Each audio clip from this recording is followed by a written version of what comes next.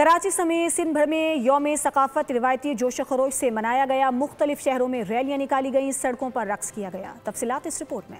सिंध की सकाफत का दिन, सूबे के चप्पे चप्पे पर खुशियों के रंग बिखर गए। कराची में नौजवानों की बड़ी तादाद सड़कों पर निकली। रैलियां मुख्तलिफ इलाकों से होती हुई कराची प्रेस क्लब पहुंची। लाड़काना, जैकबाबाद, सखर में भी जश्न अरूज पर था। सकाफत का दिन जो है, आप सिर्फ हम सिंधी नहीं बल्कि हर कौम का, हर मजहब का बंदा मना रहा है। टोपी, अजरक, हमारा तहसीब पटका और खुशी करते हैं, जैसा ईद जैसा खुशी करते हैं। हैदराबाद मीरपुर खास में भी रिवायती रक्स ने समा बांध दिया।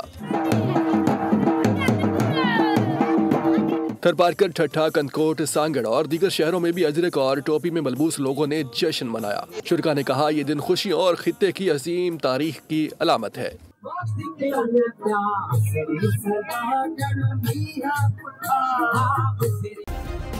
सब्सक्राइब करें और बेल दबाएं ताकि कोई खबर रह न जाए।